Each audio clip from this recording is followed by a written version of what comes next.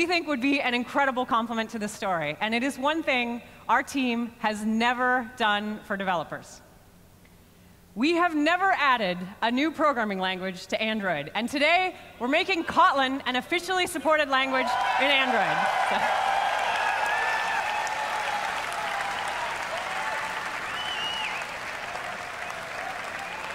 So, Kotlin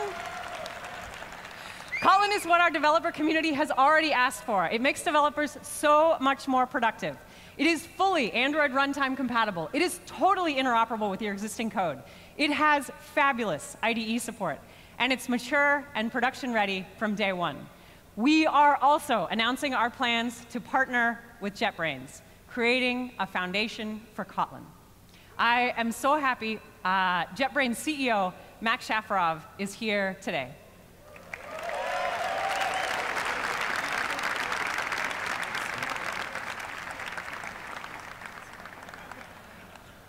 This new language is wonderful, but we also thought we should increase our investment in our existing languages. So we're doing that too. Please join us at the developer keynote later today to hear our story from end to end. OK, so let's wrap up. There are tons more features in Android O, which we don't have time to go into today. Everything from redesigned settings to Project Treble, which is one of the biggest changes to the foundations of Android to date, to downloadable fonts with new emoji, and much more. If you want to try some of these features for yourself, and you do, I'm happy to announce we're making the first beta release of O available today. Head over to android.com/beta.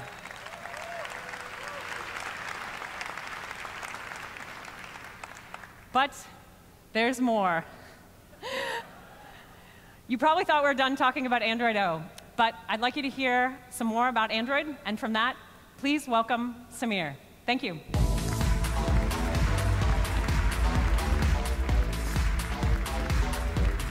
Thanks, Steph. Hi, everyone.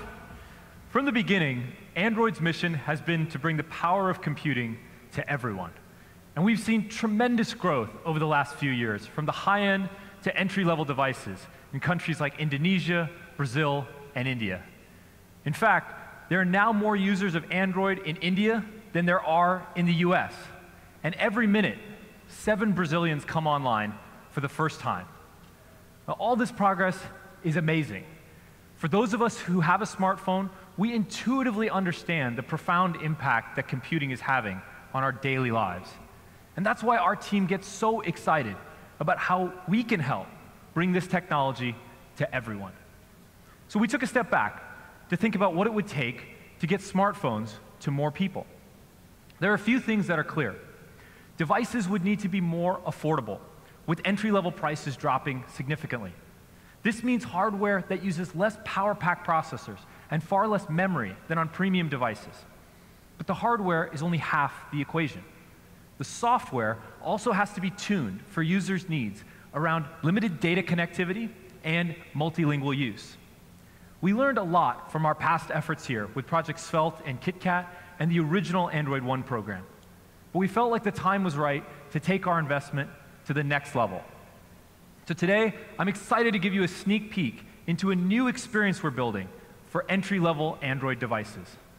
Internally, we call it Android Go. Android Go focuses on 3 things.